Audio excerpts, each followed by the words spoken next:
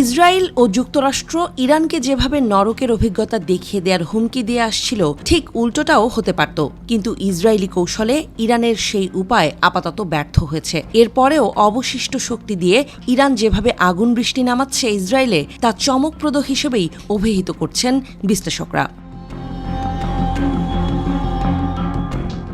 Israeli কর্তৃপক্ষের তথ্য অনুযায়ী শুক্রবার রাত থেকে ইরান প্রায় 200টি ক্ষেপণাস্ত্র ছুড়েছে, পাশাপাশি অনেকগুলো বিস্ফোরক ড্রোনও নিক্ষেপ করেছে। নিউ ইয়র্ক টাইমস বা বুলগেরিয়ান মিলিটারি বলছে, ইসরায়েল এখন পর্যন্ত ইরানের নিক্ষেপ করা কতগুলো ক্ষেপণাস্ত্র প্রতিহত করেছে কিংবা তাদের আকাশ প্রতিরক্ষা ব্যবস্থার মাধ্যমে কতগুলো হামলা প্রতিহত হয়েছে তা এখনও স্পষ্ট করেনি। এর পেছনের কারণ হিসেবে তারা বলছে, এই ধরনের তথ্য প্রকাশ করা হলে তা প্রতিপক্ষের সহায়ক হবে।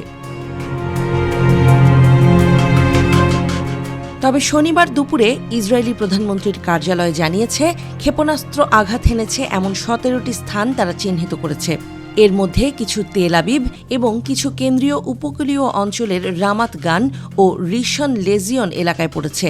শনিবার রাতে উত্তরাঞ্চলের হাইফা শহর ও তার আশপাশের এলাকায় ধারাবাহিক হামলাও চালানো হয়। ইরানের গণমাধ্যম বলছে, ইসরায়েলি হামলায় অন্তত 128 ইরানি নাগরিক নিহত হয়েছেন। অন্যদিকে ইসরায়েল বলছে, ইরানি হামলায় তাদের অন্তত 10 নাগরিক নিহত হয়েছেন। শনিবার ইসরায়েলি প্রতিরক্ষা বাহিনীর মুখপাত্র ব্রিগেডিয়ার জেনারেল এফি ডেফরিন বলেছেন, ইসরায়েলের আকাশ প্রতিরক্ষা ব্যবস্থা বিশ্বের সেরাগুলোর একটি হলেও তা পুরোপুরি হামলা প্রতিরোধযোগ্য নয়। ইরানের ছোড়া ক্ষেপণাস্ত্রগুলো যেসব স্থানে আঘাত হেনেছে তার অনেকগুলোই ইসরায়েলের শহরের ভেতরে বলে মনে হচ্ছে। ইসরায়েলের অভিযোগ, ইরান ইচ্ছাকৃতভাবে বেসামরিক এলাকাগুলোকে লক্ষ্য করে হামলা করছে।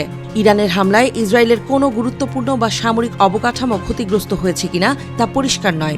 বিরোধী পক্ষ উপকৃত হতে পারে এমন ধারণা থেকে এই তথ্য প্রকাশ করছে না ইসরায়েল।